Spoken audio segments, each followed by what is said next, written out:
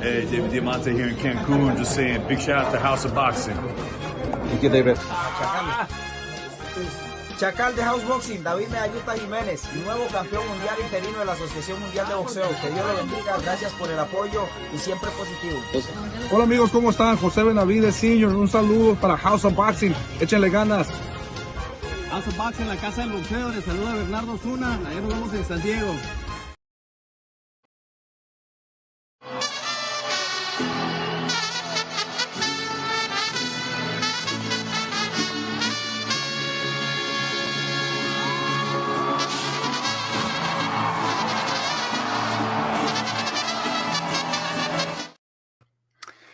Ladies and gentlemen, damas y caballeros, bienvenidos a House of Boxing, la Casa del Boxeo. Los saluda el Chakal para traerles un episodio más aquí en House of Boxing. El día de hoy va a haber maratón porque tenemos shows back to back. Puta, mano, ha sido un total desorden aquí, pero ya estamos al aire. Se viene la entrevista de Shushu Carrington.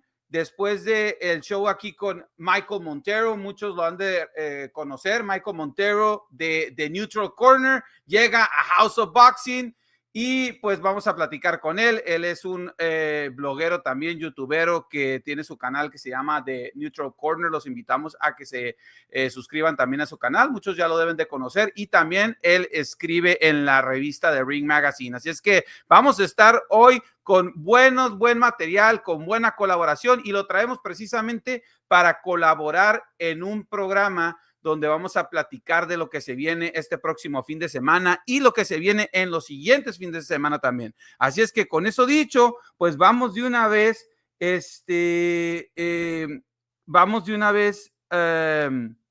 empezando, ¿no? Vamos a traer al Wiki, por aquí me está mandando mensaje y como que ya me sacó un poquito del flow, pero lunes 7 de julio, señores, empieza el mes de julio en el boxeo, un buen mes. Espero que sean unas buenas peleas y que todos nos la pasemos súper bien. Así es que con eso dicho, amigos, se viene fuerte y vamos de una vez empezando ya. Así es que, como lo dice el Chakal, hoy vengo con pura agua, pero pueden tomar lo que ustedes quieran. Lo que pasa es que estoy ahorita en detox porque vengo de un fin de semana fuerte ahí en Las Vegas que estuve pasando el 4 de julio y vamos a platicar un poquito después lo que se viene para House of Boxing, lo que se viene para nosotros. Así es que con eso dicho, amigos, vamos a ello.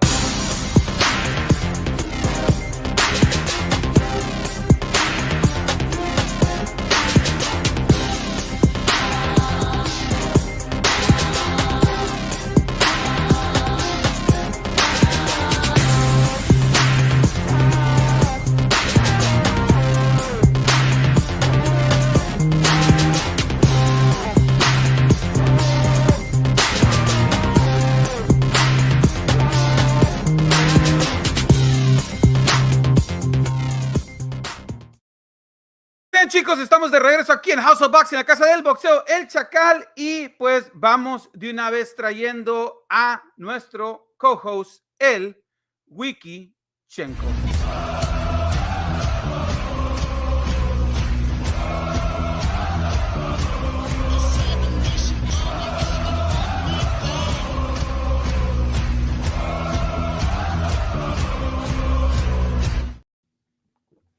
¿Qué onda, Wiki? ¿Cómo estás?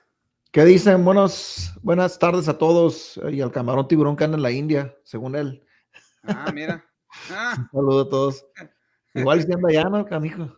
Ese crustáceo es internacional, ¿no? Anda por todos lados. No se lo deseo. ¿Qué onda, Wiki? ¿Cómo estás? ¿Qué dices? Aquí andamos, aquí listos. Día maratónico para nosotros, ¿no? Ajetreado porque entre el trabajo, entre los movimientos de show, el cambio de... Ajá. Pues es que cuando traes invitados, a veces está uno, pues, a las horas que pueden, especialmente un peleador que es activo y que está en medio de un campamento, ¿no? Entonces. Así es. Pues mandándole saludos aquí a Marlo, que nos manda saludos, y saludos Chakal, saludos a Marlo y el camarón tiburón que dice esto aquí que anda desde la India, pues saludos al gran camarón. Y pues Wiki, un día maratónico, como lo dices bien, el día de hoy. Michael Montero desde Neutral Corner llega a House of Boxing para platicar con nosotros. Creo que es una buena colaboración. Esto no tanto es una entrevista, le avisamos al público y también obviamente decirles que esto pues ahora sí va a ser un show en inglés porque pues los dos personajes que vienen, Michael Montero y Shushu Carrington, pues es gente que habla inglés, pero creo que ha estado funcionando muy bien eso del doblaje, porque ya lo he puesto a práctica y digo, no vi nuestro último show moviéndolo al inglés, pero sí vi los tuyos que hiciste en inglés doblándolo al español y pues es bastante aceptable. Digo, yo preferiría mejor poner el subtítulo nada más, pero güey, si ya nos está regalando esta opción YouTube y gratis, güey, imagínate pues que, o sea, nos está abriendo la puerta prácticamente para que podamos tener a cualquiera aquí, entonces ya no más. Así es, ¿no? Y fíjate que también por unos amistades mías americanos han estado escuchando los de español en inglés, en doblado, pues doblado, entonces me dicen que los han podido. ¿Y qué opinan? Que si le pueden, si le hallan el hilo, si se puede digerir. ¿Cómo lo escuchan? ¿Con las voces en español o dices doblado? Entonces doblado en inglés, o sea, con las voces en inglés. Ok, con las voces en español saliendo en inglés, ok, va. Están llegando fans de Michael Montero también, así que... Mira, pues ahí está Jim, sí, es que Michael Montero es muy conocido en toda esta comunidad, güey, o sea, Michael Montero, Steve King, güey, mucha gente ve Three Knockdown Rule, mucha gente ve obviamente The Neutral Corner, digo, hay otros ahí que ven otros programas también que son muy famosos, ¿no? Como The Boxing Boys y todo eso, pero pues es obvio que pues va a haber, hay mucho, ¿no? Que se puede hacer aquí.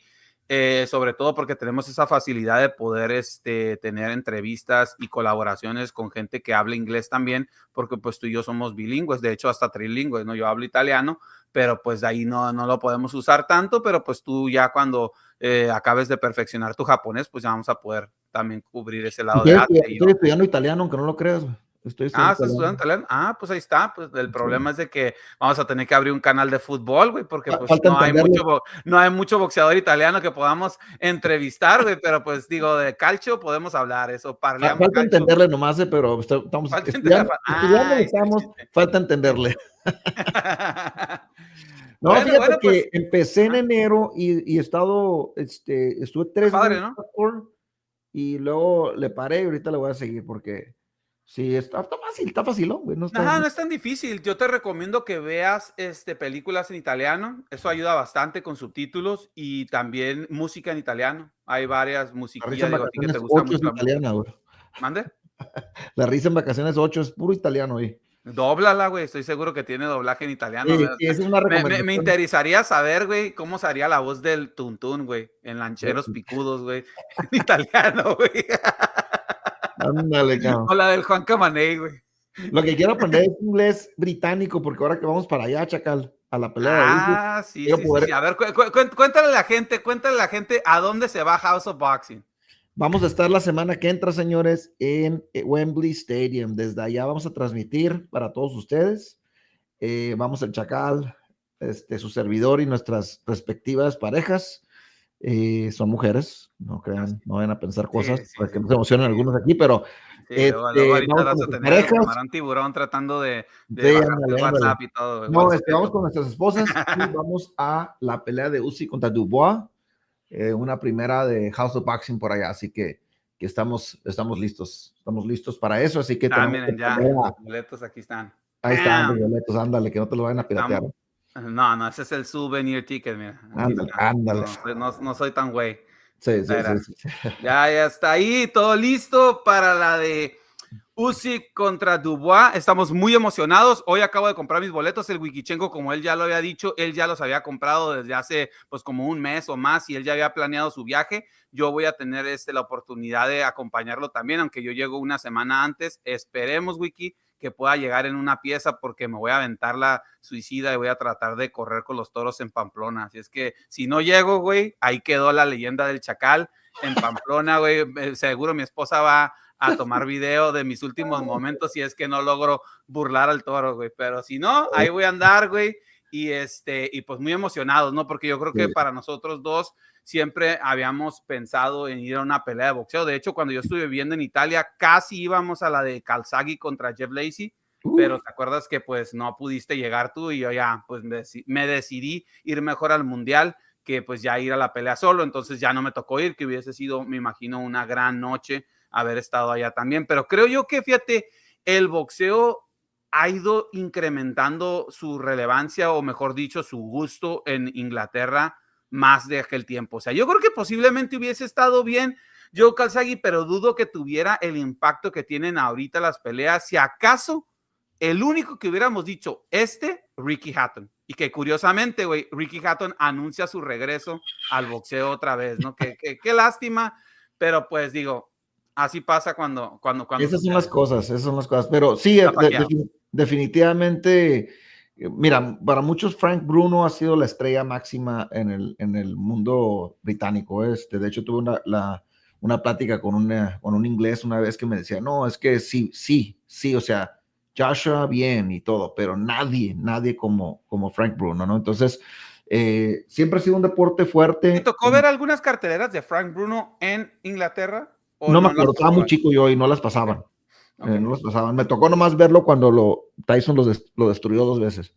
Okay, sí. Pero era un tipo que era, pues ahora sí que muy popular. Todavía creo que lo vemos ahí en ringside, a veces se para y se emociona. Creo no sé si siga vivo, pero me acuerdo todavía que estaba ahí lo veías parado ahí, casi subiéndose el ring, así como veías también al Nigel Benn. Un tipo. Eso se ven muy bien. Una institución. Nigel Benn y el otro, el Eubank, se ven muy bien. Bueno, sí. El Eubank se ve mejor que Nigel Benn. Sí, una institución como con la fama que tenía ese señor, ¿no? Entonces, definitivamente el deporte del boxeo en Inglaterra siempre ha sido fuerte y ahora nos va a tocar en primera plana, ¿no? Ver cómo funciona ya la cosa, ¿no? Mira, estoy viendo aquí que sigue vivo Frank Bruno, pero dice, in March of 2025, Bruno experienced a serious health scare during a flight to Thailand, hospitalized in Qatar with a viral infection and briefly suspected of meningitis. Wow, o sea, se salvó, pero casi se lo andaba cargando ya en marzo del 2025, güey, hace un par de meses, pero sobrevivió. Sigue vivo Frank Bruno y pues nació en el 61, güey, así es que debe tenerse... No, pues no está tan grande, güey, 64 años. No está tan grande. No, 64 años todavía aquí en Estados Unidos. No puede, bueno, ya pudiera retirarse si gusta, pero todavía podría estar activo trabajando, porque 61 años. O sea, es más joven que mi papá, güey. Y mi papá ya anda todavía dándole duro. Entonces, sí, pero pues tu papá no recibió batazos en la cabeza. Eso sí. Entonces, pues sí, se retiró en el boxeo en 1996. Dice, he has since remained active in public life, advocating for mental health through the Frank Bruno Foundation. Así es que, pues, ahí anda el señor. Ojalá y le quede mucha vida todavía, ¿no? Definitivamente. Es un tipo que, como todos los ingleses, muy educado, muy, tú sabes, que no andan payaseando, diciendo cosas que no, ¿verdad? Siempre, si pierden y dicen que perdieron y no hay excusas, siempre como lo propio, ¿no? Siempre han manejado a los ingleses y no es excepción el señor Frank Bruno. Frank Bruno. Sí, no. Yo me acuerdo, ese tipo fue el primero en lastimar a Tyson. El primero que le dejó un crack, que dijeron todos, se puede. Y llegó a la decisión con Tyson, ¿no? ¿La primera o no? Knockout en el 5º round. No, ok. Knockout en el 5º round. Pero él lastimó a Tyson en el primer round. Le conectó bien. Pues es un tipo fuerte. Y eso, la pelea, no sé si viste la pelea contra Lennox Lewis, pero le ganó todos los rounds, hasta que Lewis lo noqueó. Pero le iba ganando todos los rounds. O sea, era un tipo hábil, pues, pero le fallaba la quijada, ¿no? Entonces... como Joshua, ¿no? Dame un segundo. Pues ahí está, amigos. Ahorita estamos esperando aquí, como lo dijimos, a Michael Montero de Neutral Corner. Y a las 6:15 vamos a tener a Shushu Carrington. Estoy intentando de ver porque el wiki me dio una idea con respecto a mantener este mismo show, porque el otro show ya está hecho ahí. Entonces, todo depende. Si Michael Montero se tarda un poco, pues entonces igual y sí, porque mi idea es acabar este show y empezar el otro, nada más para que se transfieran ahí y pues ahí va a ser la entrevista con Shushu Carrington, que de hecho, pues ese es el link que le mandé, ¿no? Pero no, aquí está ya Michael Montero. Así es que ya nada más esperar ahorita al Wikichenko que venga y se siente. Déjame, le voy a mandar un mensaje a Michael. Un segundo.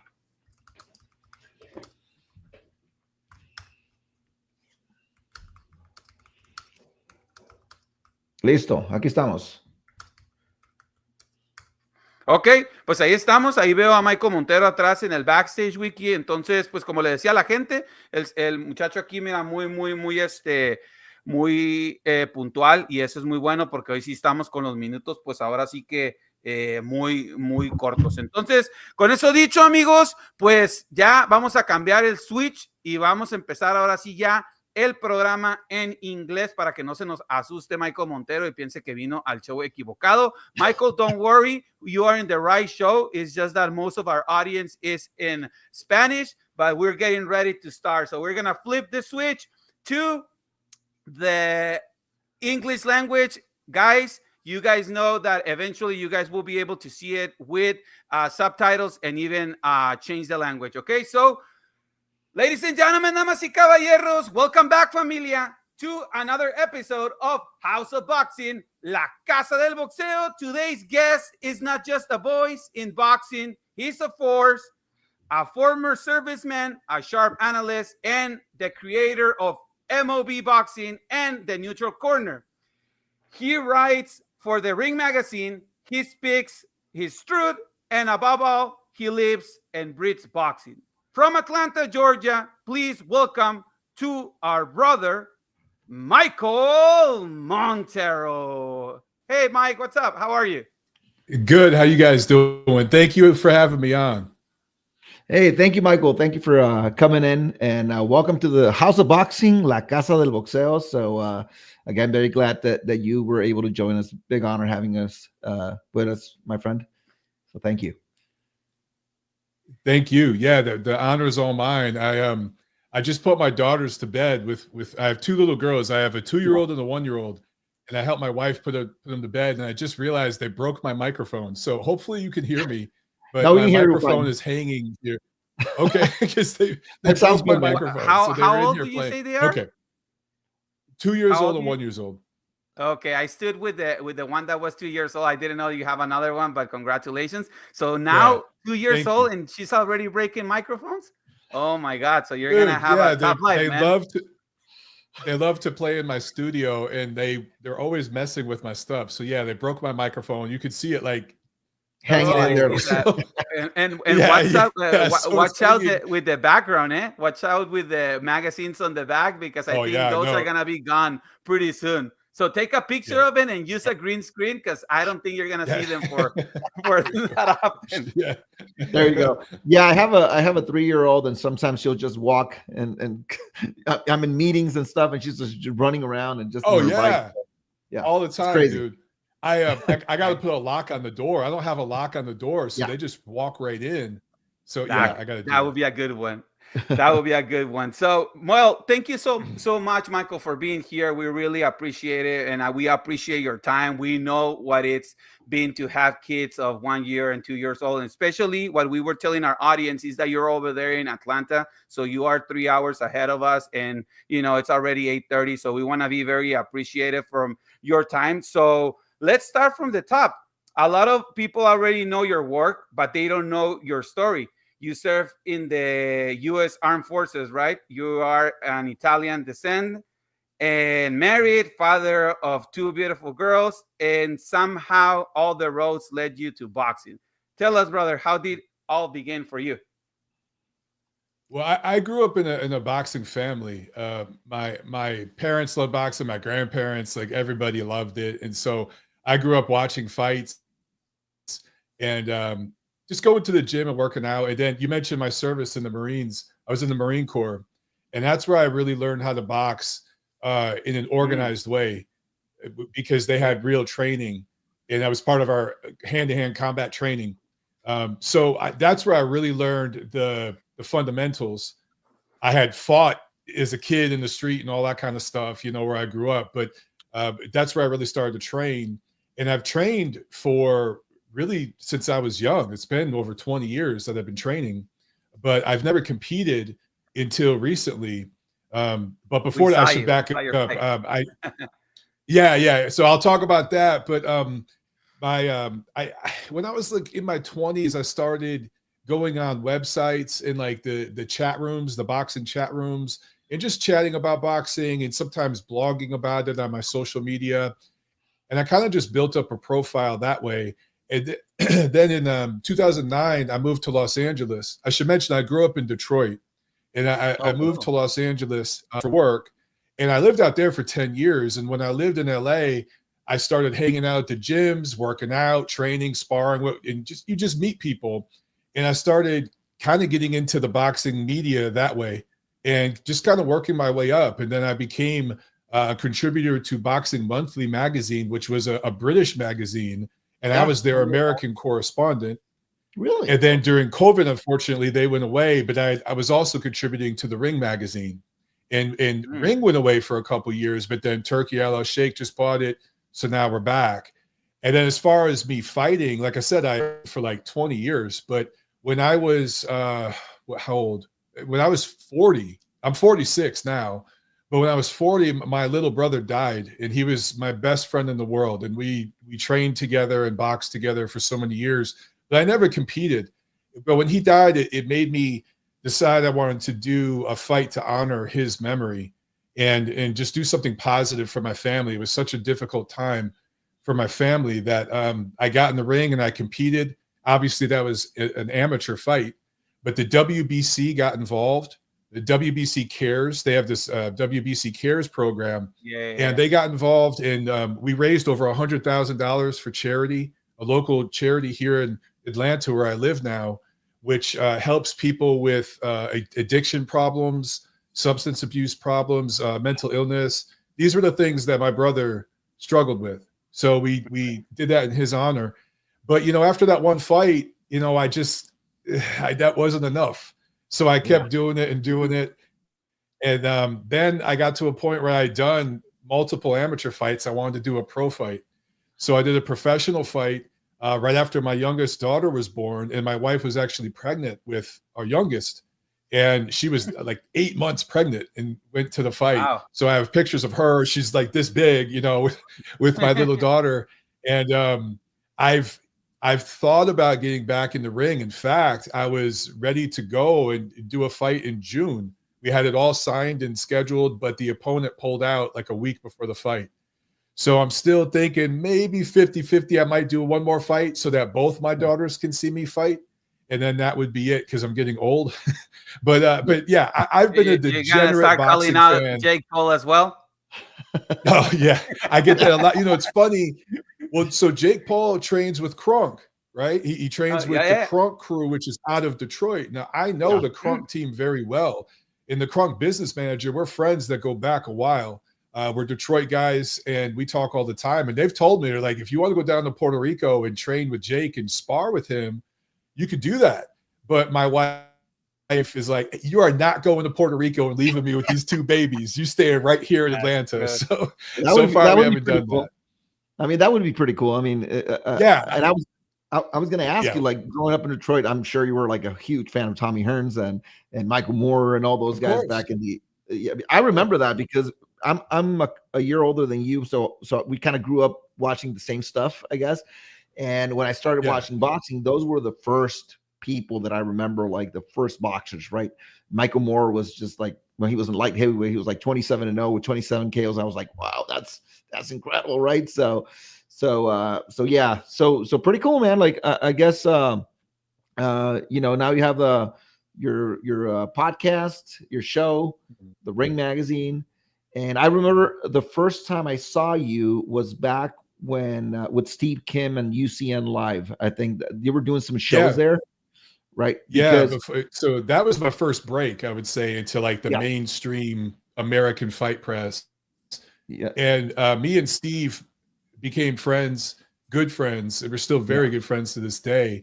And I'm good friends with Doug Fisher. So I met some wonderful people. You guys know, like, boxing is full of crazy people, right? Oh, yeah. But there's also wonderful people. And nobody talks about that part of it. There's really great people in this sport. And I've been so lucky to meet some of them. So some of the most wonderful people I've ever known in my life. And Steve and Doug would be two of those guys. They really helped me get up, climb the ladder. Yeah, and those guys, I met them back like in their Max Boxing days when they had the subscription stuff. Oh yeah, and we used to go to the fights. Some guys brought the banners and stuff, and me and Doug would hang out in Vegas before the fights. So I became good friends with Doug more than Steve back in the day. Okay. So I was a regular contributor to his Monday mailbag. So oh yeah, all the time. Like that was it was great. I was just going to say, sorry, it keeps breaking up. So I'm sorry if I'm talking over you. I don't mean to do that. No, go ahead. You mentioned the mailbag. That was like kind of my first break with Ring Magazine, where Doug was going to go on vacation. And he said, Mike, can you cover this for me? So I called it Montero's Merciless Mailbag. And we did a few of those. That's how I kind of got in there at Ring. Yeah, I'm sure if you search back to those articles, if they still live in the world of the internet, you might find my name there in your version of the mailbag, because I remember you were answering my questions back in the day. No, dude, I gotta Google that. All right, yeah. A lot of the same people, that now live in course. The same people, right? So it's a lot of fun, and it's cool that we're able to. We all went. We went from like those chat rooms, like I don't know if you remember Eastside Boxing and stuff like that. Oh, yeah. And then we went to the Max Boxing to Ring. Now we're on X, Instagram, YouTube, whatever. We all kind of migrate together. Yeah. Exactly. We're like flocks of eagles, right? Chakal. Yeah. No, I think it's a great story, and I mean, I feel very familiarized with all this, because at the end of the day, we also saw all this from the side more as a fan. We were there, me and Juan. We were basically going to a lot of fights. We were subscribed to Max Boxing, and then we saw the rise of you getting all the way to Ring Magazine, which is a magazine that we appreciated a lot. You know what I mean? We always had a special feeling for Ring Magazine as the Bible of boxing. Then De La Hoya bought the magazine, and then we start seeing, Doc Fisher going to the ring, and then you were writing some articles there. Then Steve making it to the other side in ESPN. So we're like, oh, that's cool. The guys that we always saw in the fights, that they were, at that moment, it was not like any Twitter or whatever. It was more like just writing in blogs, or then at the beginning in Facebook, creating those boxing groups, and now everybody's is making it. It's like a dream come true for us as a fans to be able to have that connection with you guys, and that you guys are now the symbol of this generation of boxing. Now, speaking that you are part of Ring Magazine, and you see now the rebirth of Ring Magazine under Turki Al-Ashif,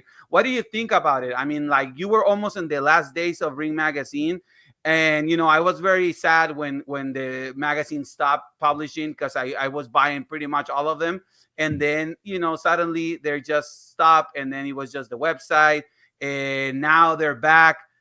What do you think about this new era of Ring Magazine? Are you happy? Is it different? Do you have hope that this will last for a long term, or what do you think? Yeah, I've seen Ring Magazine go through several different owners since I've been contributing, and several different, like not just the owners, but the management. Back, you mentioned when Oscar had it, there was like the Golden Boy promotion side, and then the Ring Magazine was like a separate thing. But sometimes the Golden Boy executives would try to come over and tell us, "Hey, you can't cut this guy from the ratings," and we get in arguments. But what's cool right now is, that's good to know. Yeah, I could tell you stories. Yeah, because we were always advocates about that. We always defended the uniqueness of the magazine, because like people were like, no, I don't trust in Ring Magazine anymore. And I was like, dude, like, because now Oscar de la Hoya is the owner, so he pushes whatever he wants. And I was like, dude, and especially in Mexico, the Canelo, you know what I mean? They were always trying to push and say like, diminish the magazine. And I'm like, dude, I know people that they work very inside the magazine, and they always said that Ring Magazine, it's separate from Golden Boy Promotion. And I never felt that there was a big influence from Golden Boy in any sort of way. At least you guys did a really good job trying to separate both things. But it's interesting now knowing that they were kind of pushing into that. I mean, there were big arguments, and I have to give credit to Doug Fisher because I got to give Oscar credit too. It really wasn't Oscar. It was, I won't name names, but other executives that worked with Oscar that would sometimes push back, and Doug would fight with them, and he would risk his job. I mean, Doug does this full time. This is all Doug does. Yeah. So he put his livelihood on the line to defend the Ring Magazine ratings panel, our decisions. So I got to give Doug full credit with that. But now with Turkey, what I like what he's doing is he's kind of making it a 21st century magazine.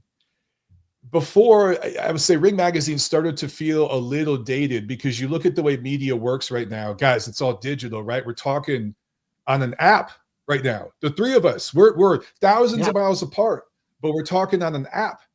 So a lot of people, young people especially under 30, they don't buy magazines, but they do like comic books and things like that. They like collectibles. And Turkey's making the magazine a collector's item now.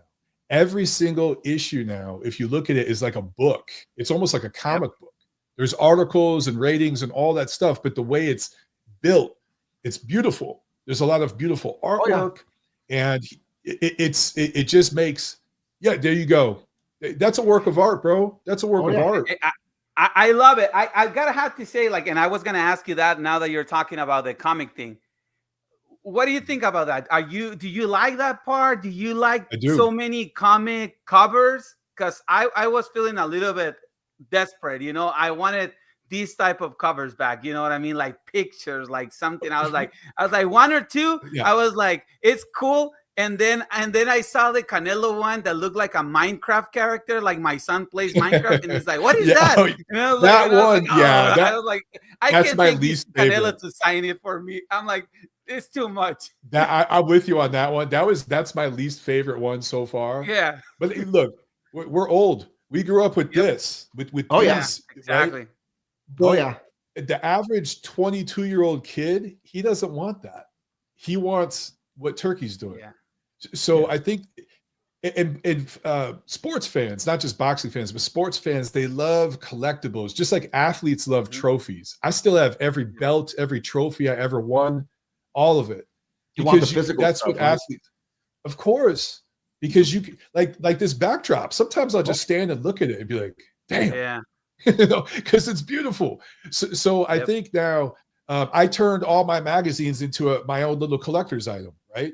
Yeah. And that's what Ring Magazine is now. Every single month is a collector's item. You get the little poster inside. A lot of them have a poster, just little items like that Turkey's doing with it. I really do. Great.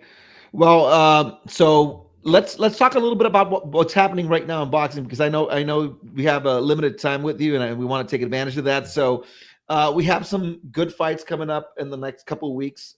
We have this weekend's event in New York City. So what are your take on the Berlanga fight and the Shakur Stevenson Cepeda fight? So what do you think? What stands out to you in that card? Well, then don't forget Friday, also in New York, we got the female fight card. We have the female fight. Yeah. So that's an important fight card too. And I think Amanda Serrano has a really good chance because it's back in New York and her promoter is putting it on. It's not Katie's promotion. So if it's a close fight again, she's going to get the decision this time. But Shakur Stevenson, Cepeda. Look, when that fight was first talked about, a lot of people thought that was like almost a 50-50 fight, like a very close fight. And I thought it would be close at first, but the more I've thought about it and I've just looked at styles, it's a styles thing for me. I actually like Stevenson wide in that fight. I know that won't be a popular opinion, but I do think Cepeda's going to challenge him because of his size, his physicality, the southpaw stance, all of that. But just in terms of styles, I like Shakur Stevenson. I think he's going to win 9 rounds in this fight, maybe 10 rounds. Would not surprise me at all. And then Berlanga, I think he's got a real shot. Do you think he can stop Zepeda? No, I don't see that.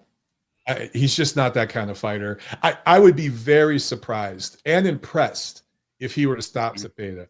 But look, Tevin Farmer put him down, right? He did, and Tevin Farmer doesn't hit hard.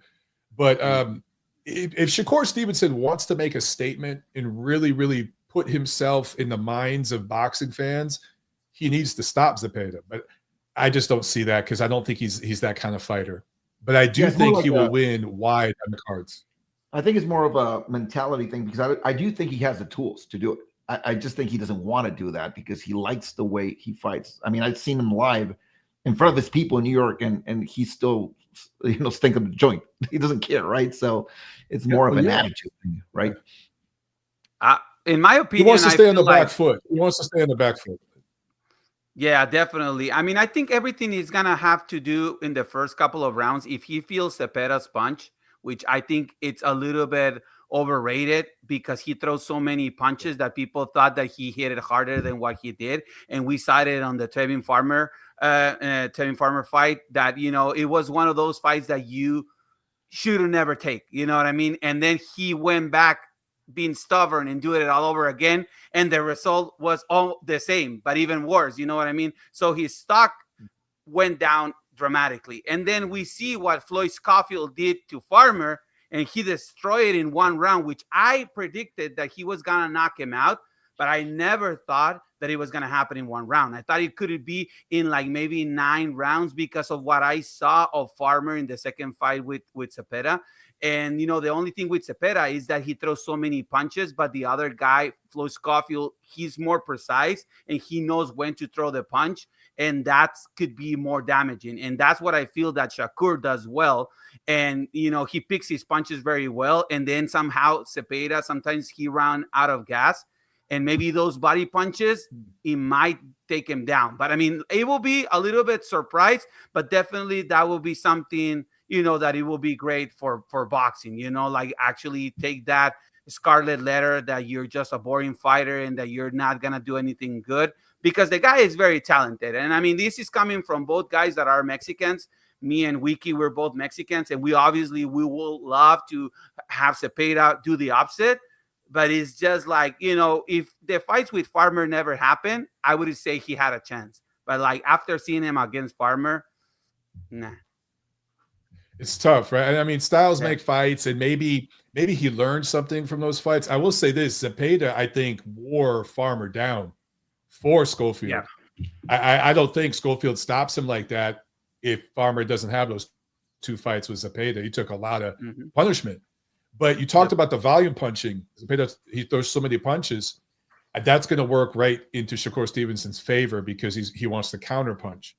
But I don't know, Chakal, you might have a point, man. He might be able to catch him with something big late and put him down. But as Juan said, it's just not his mentality. I would love to be proven wrong. But you look, the last time there was a fight card in New York, it was Devin Haney, it was Ryan Garcia. They both stunk out the joint. So this would be a chance for Shakur Stevenson to show them up. So let's see. If he steps up, that would be great, man. That'd be great for American boxing. Definitely. Sure. So what do you think about the main event, Berlanga and Shiraz? Yeah, so I don't know what to think about this one. Look, Berlanga is who he is. He's not an elite level fighter. We were told that Shiraz was, but I got to say, the last time I saw him fight, I was not impressed. I did not think he beat Carlos Adames. I thought Adames won that fight clearly. I thought that was a bad decision. So did Shiraz have an off night? Did he have issues with weight? Was he injured? I don't know. Maybe he'll look better this time around. But if it's that same guy, I think Berlanga has a real good chance in this fight. It's an interesting matchup. I hope that we see more from Shiraz this time because he had a lot of hype and he just didn't do much against Adames. So I don't know. I'm 50-50. 50-50. So a couple more big events coming up in the next couple of weeks. We have obviously the Usyk Dubois rematch in Wembley, and we also have the Pacquiao Barrios event here in Vegas, I think, right? So what do you think of those fights, and what do you expect? Okay, well, starting with the heavyweight fight, I'm excited for it. I love heavyweights. And I think Usyk is a special fighter. I really do think he's a generational type of talent. I think he's the best fighter of this era. And but he's almost 40, and he's been fighting larger guys for what, 6-7 years now? That takes a lot of wear and tear in your body. He's had to gain a lot of weight to compete at heavyweight. So at some point, he's going to start to look his age. He's going to start to look older. And some of the wear and tear that he's taken against those bigger fighters will reveal itself. With Dubois, he's been on a good streak. He's won, I think, 3 in a row since the loss to Usyk. I think that was maybe 2 years ago. And he's got a lot of confidence, man. He's just been looking better and better with every fight. When everyone wrote him off, he's continued to stay with it and build himself up. This is as confident as he's ever going to be. It's in London with a huge crowd. There's going to be probably 80,000-90,000 people there, screaming British fans all behind him. 2 Mexican fans. He's got 2 Mexicans. Oh, that's right. You guys are going to be there. Dude, when do you guys leave? What day do you leave for that?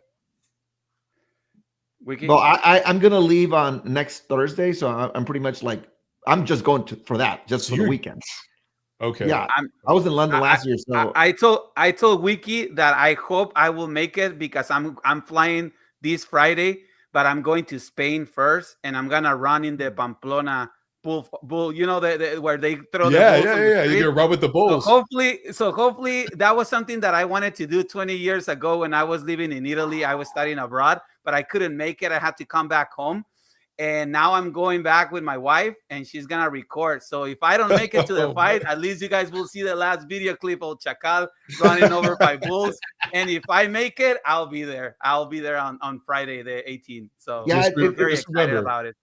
You run with the bulls. You don't let the bulls run over you. So just remember that part. You'll be okay.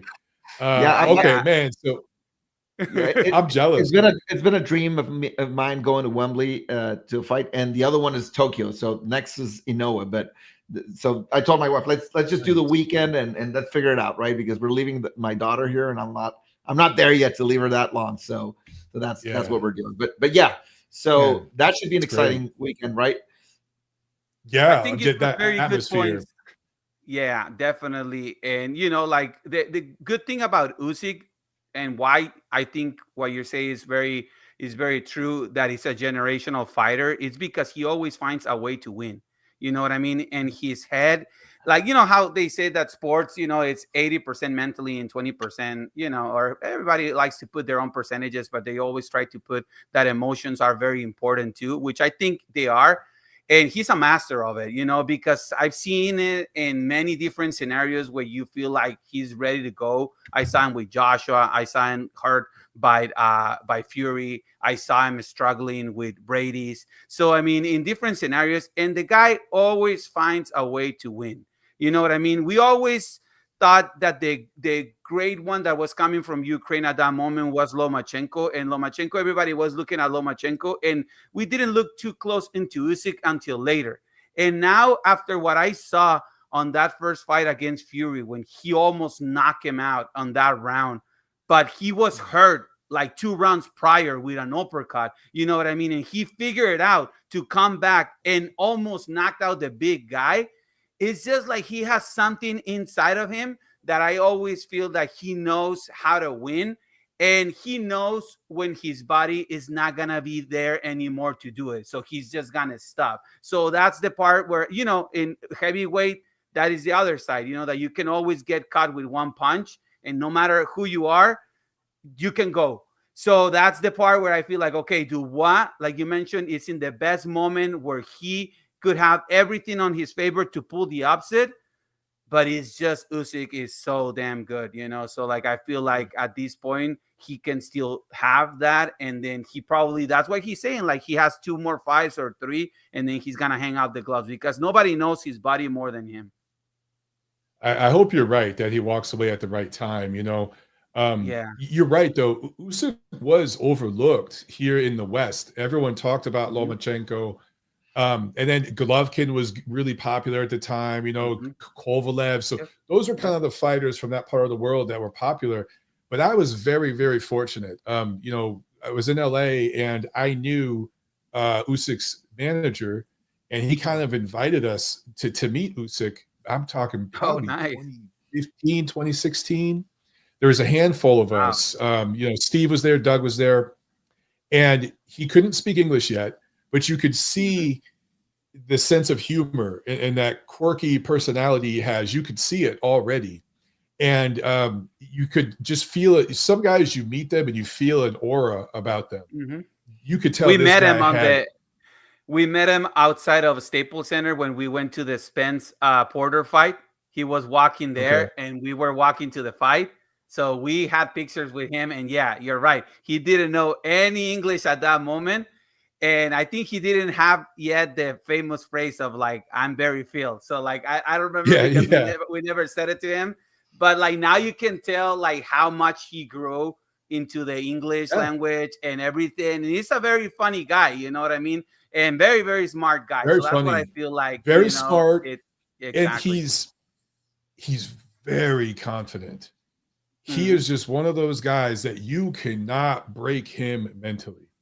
Nothing will break that man, right? And he's almost so confident, he's almost crazy. He reminds me of Evander Holyfield. Evander Holyfield would fight a dinosaur, and he would think he could win. He'd fight an alligator, and he'd think he could win, you know? And that's how Usyk is. He's just that kind of confidence. It's always been there, but now that he's learned English, he's starting to have fun with it. But I think some people take that as him being like not serious. He's very serious. Oh, yeah. Trust me. You guys could feel it if you met him too. He's a serious guy. And I think, you know, Dubois has a chance to land a big shot. People talk about the body punch. That was a fluke. His chance is to land something big upstairs. And if he does that early, before Usyk really gets cooking, he could shock the world. But if that doesn't happen, Usyk's just going to box circles around the guy. Well, it's heavyweight boxing, right? Like heavyweight boxing always surprises. It's always surprised me, and I guess it made me a fan with Tyson, Holyfield, with Moore, all those guys back then, right? So I know we have little time left, so I want to ask you a couple more questions. Pacquiao, what do you think of him coming back? Like, what do you think are his chances against Barrios? I don't know what to think about this fight, guys. You know, every generation has a special fighter for me as a fan, and Manny Pacquiao in that generation, when he was coming up, when he was like the 2000s, was so much fun with him as he was coming up in weight and all the fights with the great Mexican fighters, those rivalries. And then I lived in LA, like I said, 2009, I moved there. So that was right when he was starting to become a real big star. I actually dated one of his cousins for a while. And that was kind of, yeah. So I got invited to a lot of parties where he'd be around, and Manny, he liked to party. That's all I'm going to say right here. But back in the day, he liked to party. But it was so much fun to see that rise, right? And then I just don't know, guys. He hasn't fought in 4 years? I think it's been 4 years. 5 years at least, because he was inducted to the Hall of Fame, so you needed 5 years of inactivity to be inducted. So actually 3 nowadays. Is it 3 now? Okay, it's now 3. But I mean, is your opinion coming from the guy that wants to fight one more time so their kids can see him? That's why you said that, or what about the Michael Montero, the analyst? Because I feel like sometimes we are. Yeah, it's two voices. It's look, obviously, if he was in his prime, he would stop Barrios. He would beat him up and stop him, right? Yeah. It kind of looked like the David Diaz fight to a certain extent. But at this point, I don't know what he has left. And he's going in there against a guy who's hungry. Look, Barrios, knows this is the biggest opportunity he's ever going to get. And so he's going to be going 100%. But if we see flashes of the old Manny, it'd be fun. But there's always a chance, guys, when you have somebody coming back after 4 years or whatever it's been, there's always a chance that he could look really bad. And those sorts of comebacks, we've seen them before. They're sad. It's sad to watch, dude. There's a million examples all three of us could bring up, right? When you see some of these guys come back. And not that many that the story end up well, right? Because, I mean, I don't remember right That's now how back in my head. is. One of them would be like, okay, you remember this guy? He came back and did this, and that. Because, I mean, if you take it into perspective, his age, the fact that he's not even a true welterweight, and all those facts, I don't see where like a similar case. He also, for Manny, the last 5, 6, 7 years of his career, boxing wasn't even the top 5 in his priorities in life. He was an actor, a singer, a really bad singer. He was a celebrity. He was all these things, right? And then even boxing a good was actor like either. Huh? Yeah. He was like number 6 or 7 on the list was boxing. What is it now? Is boxing even a top 10 priority for him? You know, think of like the 4th fight between Vasquez and Marquez. Do you remember their 4th fight? Oh yeah, sad. I tried. That We was went to sad. the number 1 and 3rd, and we're trying to forget that there was a 4th. You know what I mean? Exactly. We don't want to remember. Yeah, it's so sad. When I talk about those fights, I don't mention the 4th one because it's sad. As a fan and the guy who's fought. Yeah, I totally forgot it exists. Like you reminded me it existed right now. I'm like, oh, sorry. I'm sorry, Juan. I'm sorry to do that to you. No. I mean, I'm sad seeing like today, Ricky Hatton. It was announced he's coming back. Oh my god! Yeah. Like, oh my god, what's going on with this, right? Well, I think it's a few things. So boxers have always come back way too late. That's always happened. But today there's so few stars that these guys can come back and do numbers. They could come back and do big viewership because there's a craving for big names. So let me ask you something in that line. Do you think, and this is the way I think, but I want to hear your opinion on this. Do you think that's kind of like the reason why people overrate guys like Chavez Jr. or Tyson coming back and fighting against guys like Jake Paul because they think the same guy they saw 20 years ago is coming back suddenly, right? Do you think that could be the said? Yes. Juan, when Jake fought Mike Tyson. Now again, remember, I know the Crunk people, so we talk offline, okay? I told all my neighbors, because I'm known as the boxing guy in my neighborhood, and I'm sure you guys, it's the same thing, right? So when people have questions about boxing, they come to you. Every neighbor was coming up to me. How much should I bet on Tyson? Should I bet 1,000 on Tyson? 500? I'd be like, oh my God, listen, there is no way Mike Tyson's winning this fight. Exactly. Dude, there's no way. How old was he? 58? 58. And they're like, yeah, but it's Mike Tyson. And I'm trying to explain to them, it doesn't matter. Jake Paul, say what you will about him. He's been training full time now for 6-7 years. The kid actually trains year round. He's in the gym. And let me tell you, they're doing real sparring down there. I know some of the guys that have gone in there and worked with him, and they say he can actually crack. He's explosive. So they're doing real sparring. So he's living that life. Tyson was getting off the couch. So that's why I told everyone, like, don't do it. Don't bet on Tyson. Bet on Jake Paul. It's going to go a decision. He ain't knocking Mike out because he respects him, but it's going to a decision. And that's exactly what happened. But a lot of people thought that Mike Tyson faked it. They thought it was a fixed fight. And I'm like, no, he's almost 60. That's even the saddest thing, that people even thought that everything was like scripted. And we always told them here in the show before, the fight. It's like, did you guys forget why Tyson retired in the first place? He was losing to guys that probably Jake Paul will beat. That Kevin McBride, that Danny Williams. I mean, he probably wouldn't even go to a really good fight with them and probably beat him. And that's why he retired, because he felt that he didn't have it. And that was 20 years prior. Like, now we're 20 years after. I mean, do you really think that now something changed? Come on. And same thing with Chavez Jr., like in the Mexican boards and Facebook pages, everybody's saying it was scripted and that it was obvious he let him win. And I'm like, dude, have you seen his most recent fights? he fought exactly the same as he always fights. Doesn't throw punches.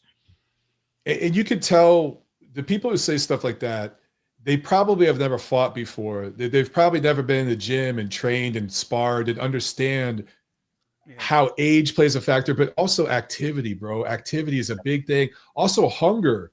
Chavez Jr. was just coming in and getting a check. You know what I'm saying? And I ain't mad at him. Jake called him. So Chavez is like, okay, I'm going to go make this money. I get it. But anybody who thought Chavez was going to win that fight is crazy. And the thing about Jake Paul, what he's doing is he understands how to find these guys that are either way past their prime or they have no business boxing. Like he fought a bunch of MMA guys who don't know how to box. He fought an NBA player, but he knows how to market it. And casual sports fans, they hate Jake Paul and want to see him lose, so they buy the fight.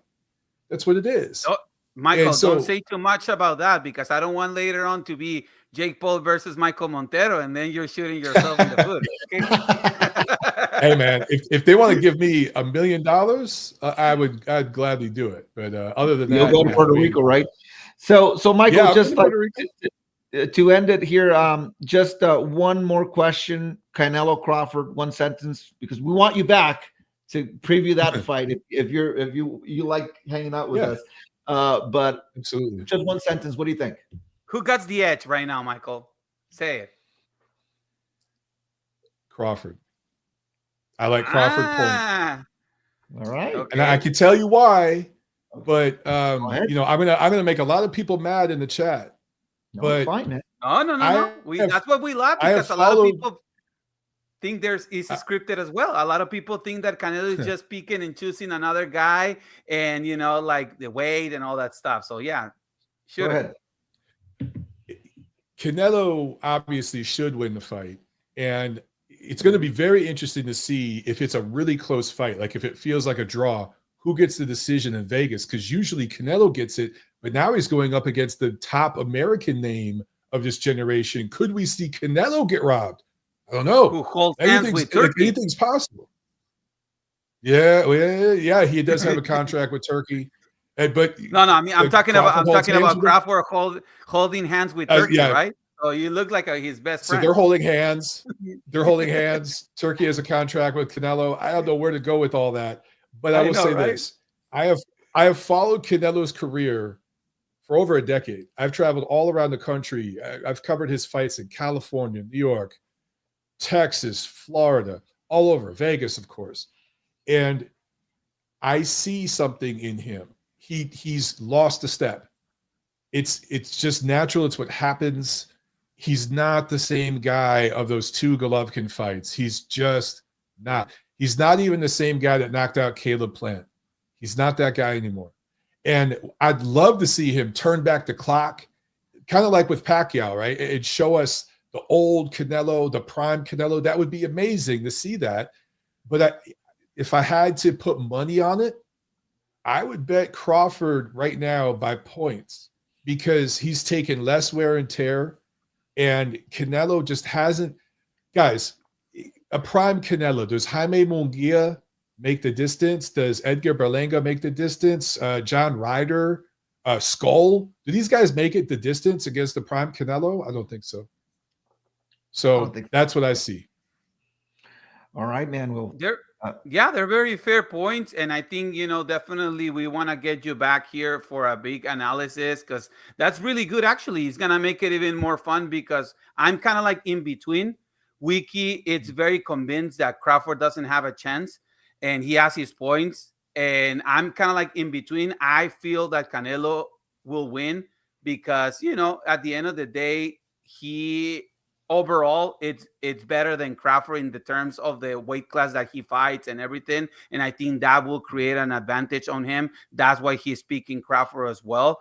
And even that it's going to be a very competitive fight. And I wouldn't be surprised if Crawford wins. I feel it's a very tactical thing what they're doing. And obviously, I think Canelo is not the Canelo that we saw against Skull. He definitely overlooked that guy. But then definitely what you said as well, those are red flags, you know, and we can deny that he has almost 70 fights. We can deny that he's been through a lot of things.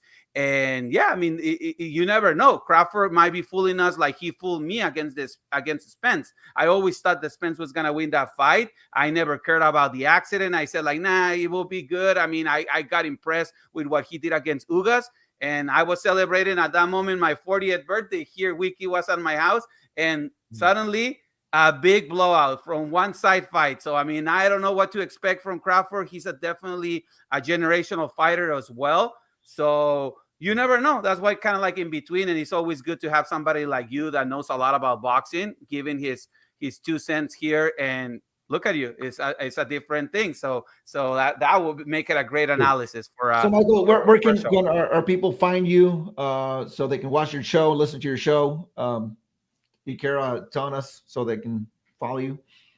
Yeah. On all social media, it's just Montero On Boxing. So just look Montero On Boxing, Instagram, Twitter, YouTube, whatever, or wherever podcast platforms, Apple Podcast and all that. You can find me, Montero On Boxing. Well, excellent. Thank you very much. This is going to obviously get translated for our people here, and anybody that wants to watch this interaction that can are welcome to do so. But thank you very much, Michael. Really appreciate your time, and hopefully we get a second round to talk about those big fights that are coming. All right. Yeah, absolutely, guys. Thank you so much. Thank you so much, Michael. We'll do it again. The House of Boxing is always open here for you, and we will love to see you again. So here you go. Take care, man. Ciao. Thank you, man. See you later. All right, guys. So we have here, bueno, ya podemos hablar en español, ¿no? Aquí tuvimos a Michael Montero, señores, de Neutral Corner. Síganlo, por favor. Da muy buenos shows. Ahí está su opinión acerca de eso, de Canelo Crawford. Lo vamos a volver a traer. Ya se comprometió. Entonces, amigos, voy a terminar esta transmisión y volvemos ahora sí en 10 minutitos, ¿no, Wiki? Sale, ahorita nos regresamos para Shushu Carrington. Ok, bueno, cuídense mucho, amigos, y nos vemos en un segundo.